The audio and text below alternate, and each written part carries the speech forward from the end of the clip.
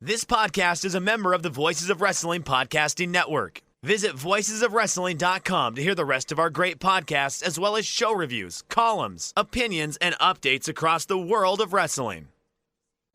Welcome in, wrestling fans.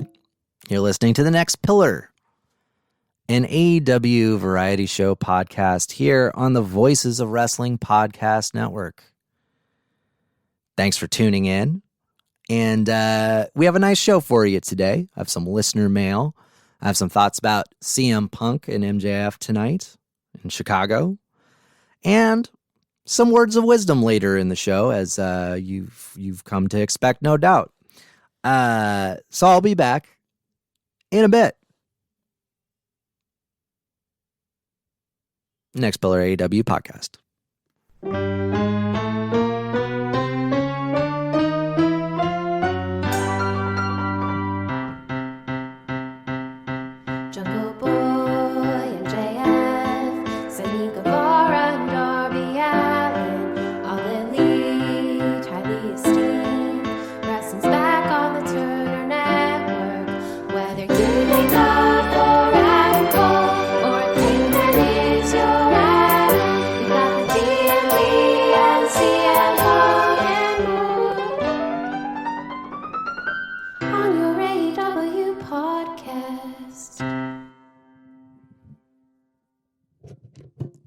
So again, thanks for joining us here on The Next Pillar, your AEW podcast.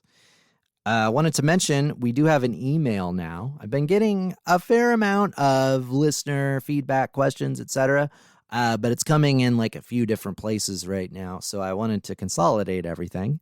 Best way to get in touch with us is to email nextpillareaew@gmail.com.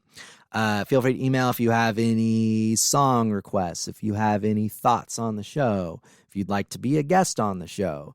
Any and all feedback, you can just direct to that email right there.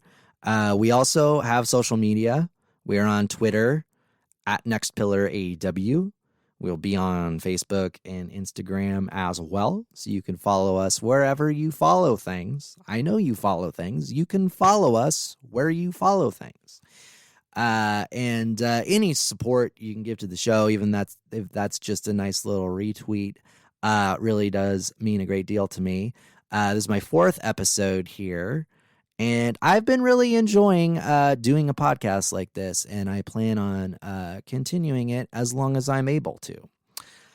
So tonight's episode of Dynamites. So on August 20th, CM Punk famously returned to wrestling.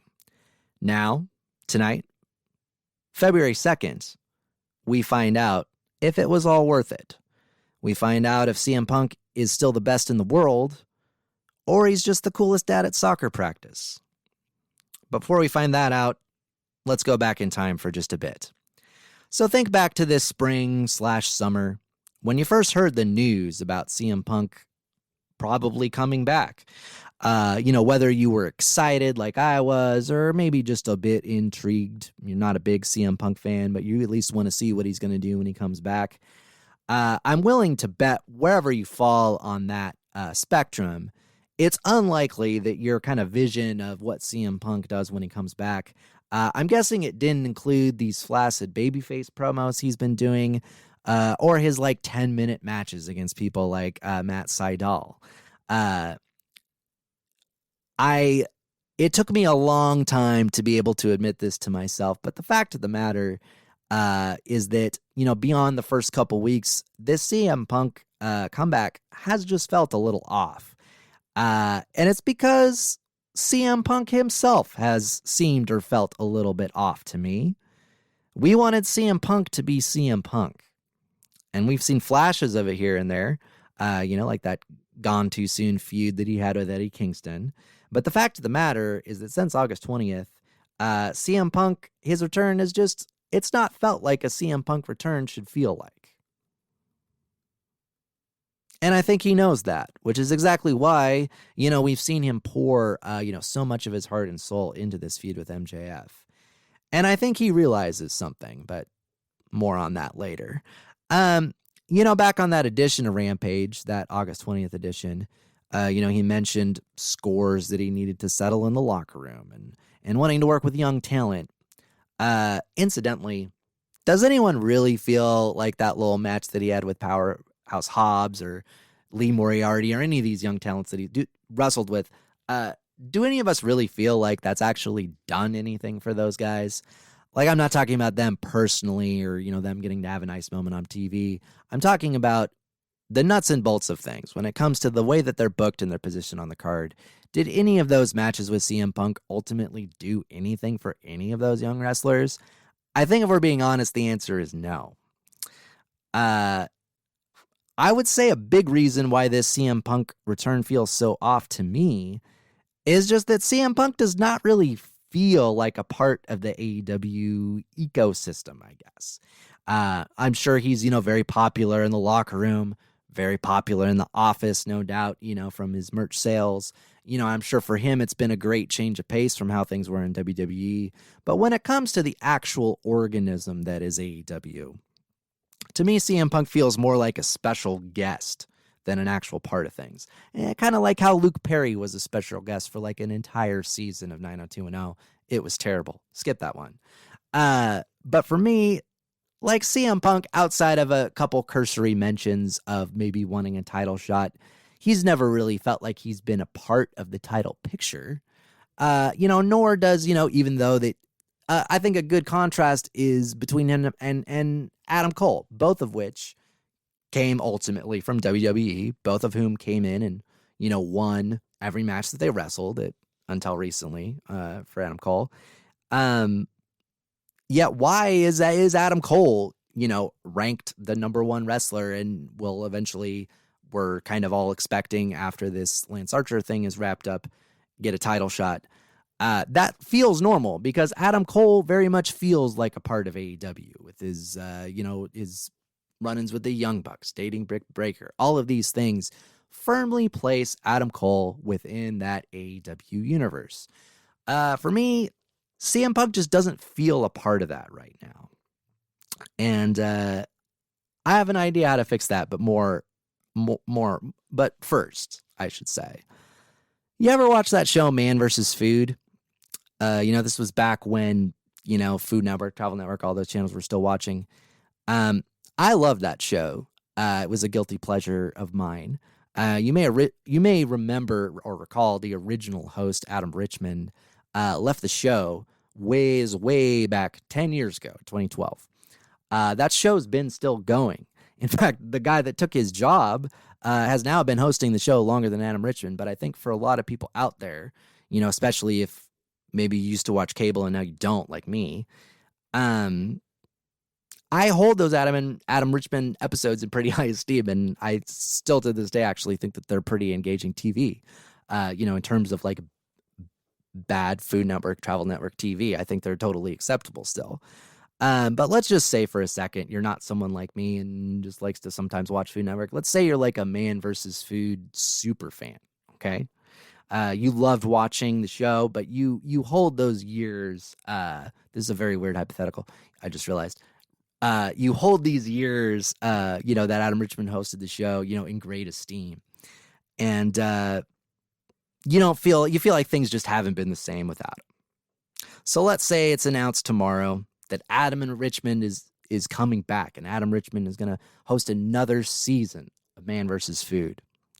Outside of that very first episode where we get to see him, he's back for one more, eating some, 20-pound burrito that probably has, $2 of ingredients in it.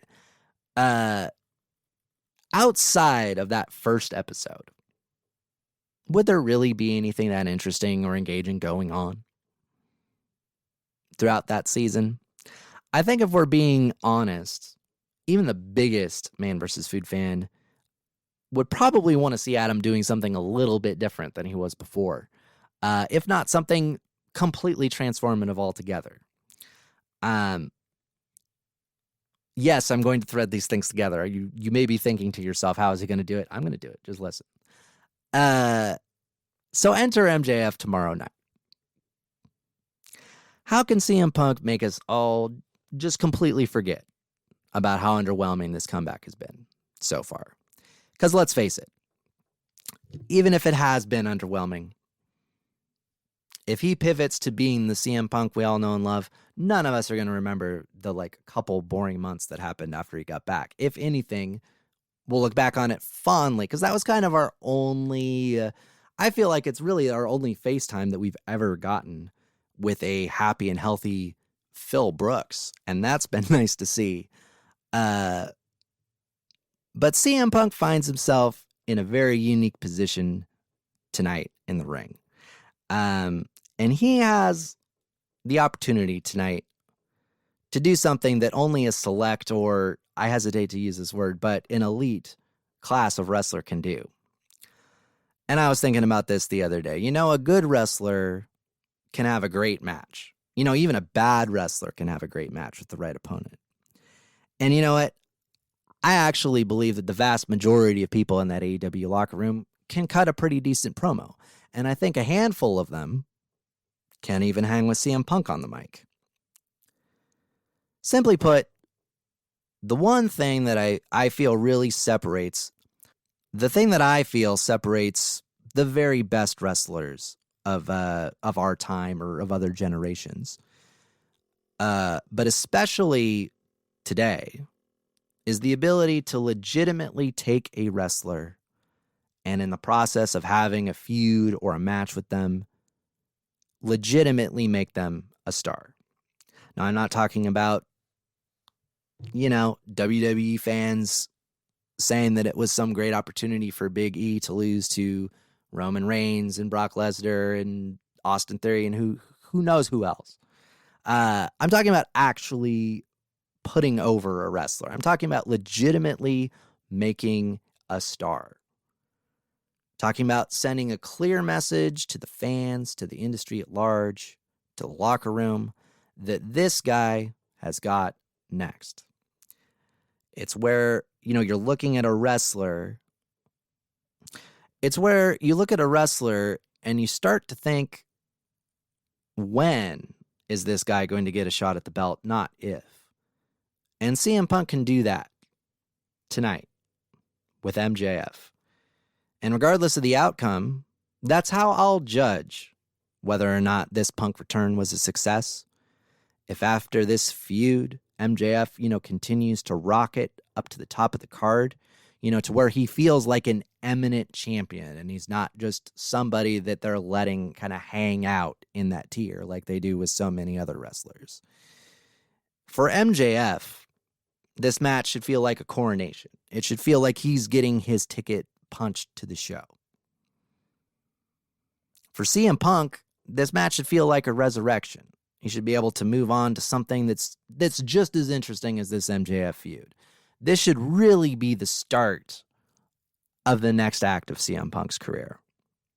No more Mick Foley cheap pops, no more smiles and mom jeans. And I gotta say, I have quite a few people in my life who have given me a hard time within regards to my reluctance to stop wearing skinny jeans. I like my skinny jeans. I'm a millennial. I hold my skinny jeans with great esteem. I'll say this, though. The day that I saw CM Punk wearing mom jeans, I knew it was finally time for me to give up on the skinny jeans, too. And so I got to thank CM Punk, because having the circulation return to my thighs has been great. But having said that, no more smiles and mom jeans, CM Punk. No more feel-good tag matches. Let's turn CM Punk into CM Punk again. Now, given the talent of CM Punk and an MJF in the ring, on the stick, and elsewhere, anything other than that, than MJF being made a star and CM Punk being CM Punk again, anything other than that is going to be a massive disappointment. I'll be back in a bit.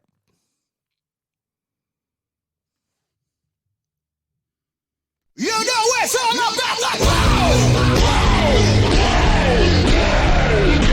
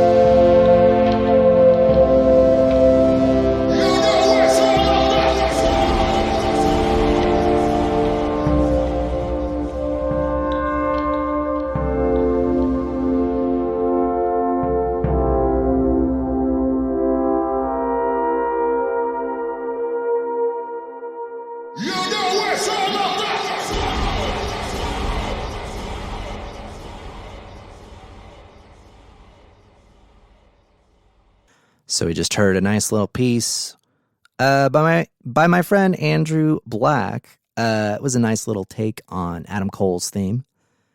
I like to imagine that's like the Adam Cole theme for where, instead of going to the ring to fight, that's when he's like going into his bedroom to contemplate. I didn't mean for that to sound dirty. It wasn't meant to be dirty. So that was from my friend Andrew Black. That was a composition of his, inspired by Adam Cole.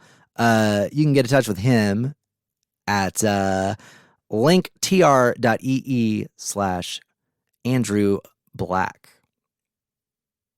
Andrew R. Black, sorry. Man, you get a W next to an R, it's bad news for me. I don't know if that's a personal thing or if anyone else has noticed that. Yeah, I was happy that Andy decided to give that to the show. You should, if you're looking for any kind of information about synths, like modular synths, just all that stuff, you should visit Andy. And yeah, he's a great follow. Always has a lot of really interesting synth stuff on his Instagram. And one other thing I know about Andy, or I knew to be true at one time or another, a great HelloFresh customer. And the thing that's really crazy, it's crazy, guys, about HelloFresh, is that they deliver pre-portioned ingredients to your door, including farm fresh produce that arrives within a week. So you should get convenience without skipping on quality. Skip the trip to the grocery store, saving you the wait in long holiday lines and ensuring that you don't waste money on having too much food. I know my guy Andy loves the HelloFresh. I know he's got to have dinner on the table at 6:00. And it just kind of helps him manage all of the various things in life. Me, I like HelloFresh. I was telling you about this last week. I like to take different ingredients out of different meals and put them together. It's a great service. If you go to hellofresh.com/VOW16 and you use the code VOW16, you can get up to 16 free meals and 3 free gifts. I bet the gifts are great. They're probably not like those weird gifts that you get at the bank. So again, that's hellofresh.com/VOW16. And you use the code VOW16 and you get up to 16 free meals and 3 free gifts. So moving on, I'm really excited about this, y'all. We got some listener mail. That's right, listener mail. I'll have to have we'll have some music about that, like listener mail. I don't know. I'm kind of hearing in my mind, I'm hearing like a Boys to Men kind of thing for that. But we'll see how that works out. So I'll go through these. Most of these are either Twitter DMs for the most part. And I did get a couple of Twitter @. And then I also got a couple of Facebook messages, which was a little odd. I didn't tell you guys to find me on Facebook, man. I mean, I know the internet works the way it does, but if I didn't tell you to find me on Facebook. Man. Anyway, here is the, so some of these I kind of grouped into categories. So we had quite a bit of positive feedback, just about the music in the show. So again, if you want to get in touch with us, by the way, the email is nextpillareaw@gmail.com. But I had a lot of positive feedback about the music of the show. Kind of took a risk last week, just having that 8-minute long piece, kind of dropped pretty early in the show. I figured I should kind of go behind the curtain just a little bit on that, just having 4 episodes. I don't feel very validated to do a lot of this, but I can do a little bit of it. And that's before I was hosting this show. Kind of the main creative project that I worked on for 5 or 6 years was running a record label here in Portland. And through running that record label, I kind of just know people that do music stuff. And so, in doing this podcast, my first idea was to find a guest host. That didn't work out. If you would like to do that, though, hit me up, nextpillaraew@gmail.com. Because I am still interested in doing that.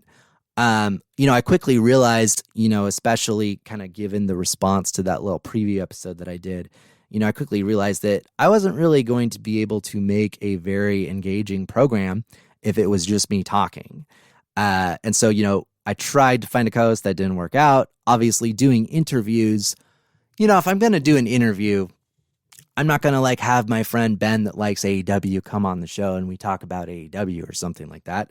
If I'm doing an interview, I have some experience in radio, I may have mentioned on here before. If I'm doing an interview, I'm going to actually want to interview someone legitimate. And that kind of relationship is going to take some time for me to build. And so, eventually, like I said, we will have some interviews on the show. But until that's up and running, I am going to continue to do, these little music projects. We have 2 or 3 in the works right now.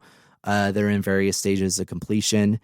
And had the very weird idea for me because, of course, I kind of closed the book on the label, so to speak. Now I had someone reach out, and make the suggestion, maybe I should take some of these songs that don't have copyright issues of one kind or another and put them on a tape. And it's something that I am considering. So let me know if you would have any interest in having a tape of the songs from the show with some weird audio stuff on it. I would love to make something like that. It would be a very nice way for me to kind of close that chapter, frankly. So I enjoyed that. Next comment I had, this really wasn't a comment. This was just a really long, angry message about the words of wisdom that I did for Chris Jericho. So if you're actually getting angry about the words of wisdom at the end of the show, the time where, I'm very literally just talking off the top of my head while some sad music plays in the background. If you're getting angry at that, I guess I should mention that it's not meant to be taken seriously. I thought that would be obvious, just kind of given how weird they usually are. I thought it would be obvious that it's meant to be funny, but yeah, it's meant to be funny. I know that Chris Jericho's wife is a Trumper, as this person mentioned. Obviously, I think, him having anti-vax people on top of his Jericho is deplorable. Obviously, I think that. I also just kind of wanted to do let me just kind of wax nostalgic about Chris Jericho for a few minutes here. That was kind of the point of that. That was not necessarily a full-throated endorsement of Tony Khan booking the title match for Chris Jericho or something like that. That's not what I'm saying. And when I'm saying I want him to return to greatness, I mean I want him to be doing stuff on TV that's interesting, not talking about people's heads and making dick jokes. Specifically about Chris Jericho, and this is random and I kind of don't even want to bring this up, but the misogynistic quality of his promos, stuff like that Tony just kind of lets slide into stuff. I don't know why. I don't know. I've never really been able to tell if this is just a thing where he feels like he can't tell Chris Jericho no in certain situations, or if, maybe he even has this bent to him himself. But the sophomoric humor and, specifically that promo that happened a couple months ago with Paige Van Zant, there's really just not a place for that in wrestling in 2022, in my opinion. So anyway, those are my actual feelings about Chris Jericho. I also like Chris Jericho. Would like to see him have an interesting character on TV again. Both of those things can be true, which is actually a nice segue into this next comment, which again is kind of more of just a pretty long, angry comment. But the gist of it is basically this person is, they use the phrase AEW mark, that I'm just kind of a blind fan of AEW. And I can understand, especially, given some of the other, podcasts where you'll listen to a 2-hour, 3-hour podcast, and at the end of it, you think to yourself, do these guys even like this? In contrast to that, yeah, this is definitely going to seem like a company podcast.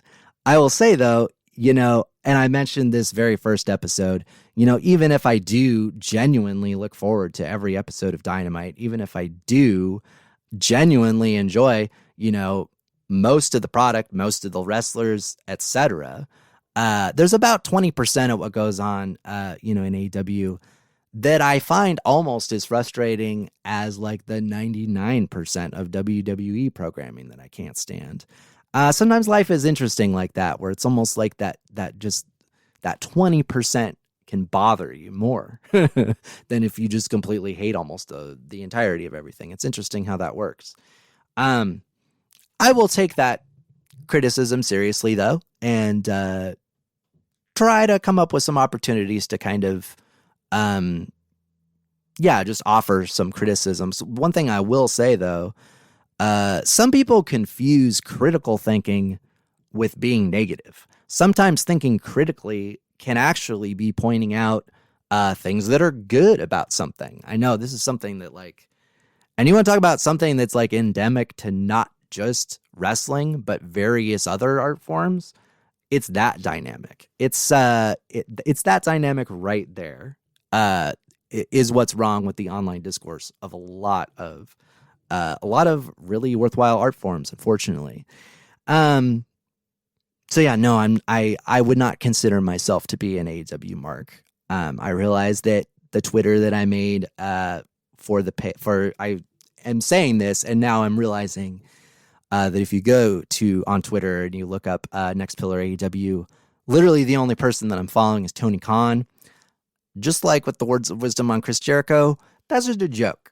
Obviously, I'm not getting my news from this feed. I just thought it would be funny. You only follow Tony Khan.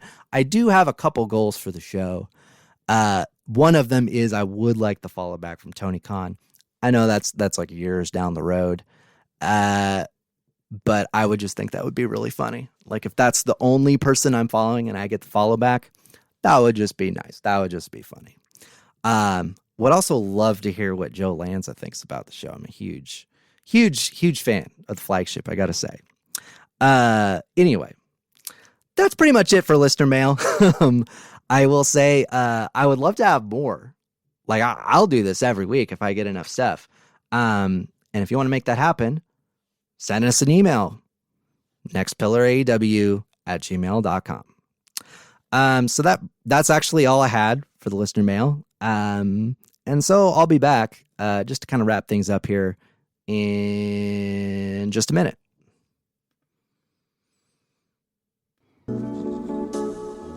This week's Dark Match of the Week features a 6-man tag.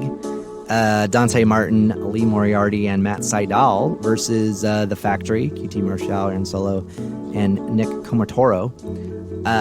Just a classic 6-man tag match. What more can I say?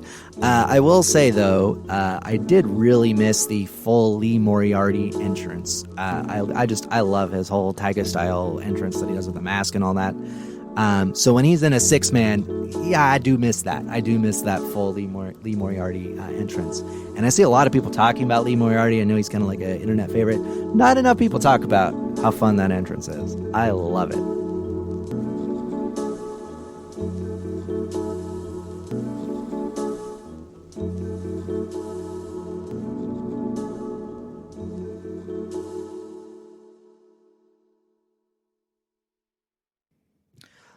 Again, thanks so much for tuning into the show today.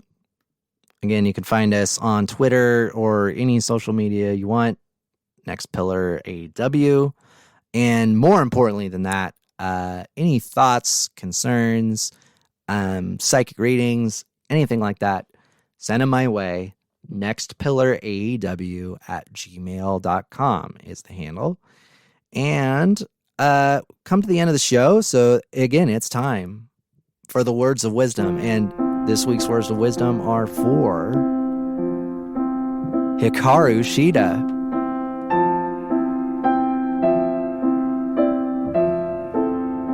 Hikaru Shida.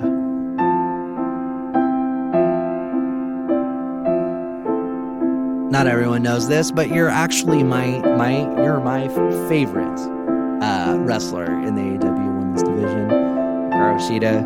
And your words of wisdom this week are this.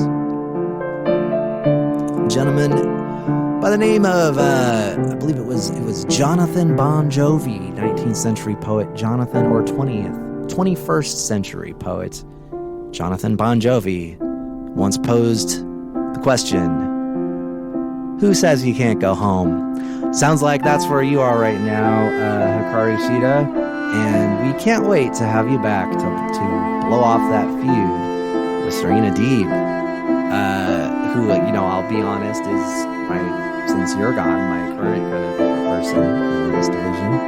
The thing about going home is that sometimes when you go home to recharge, you find out that maybe you liked it better when you weren't there, and maybe you don't like it at all. And when you have moments like that, you have to think about something else that the 21st century poet Jonathan Bon Jovi wrote. And that's Hikaru Shida, it's your life.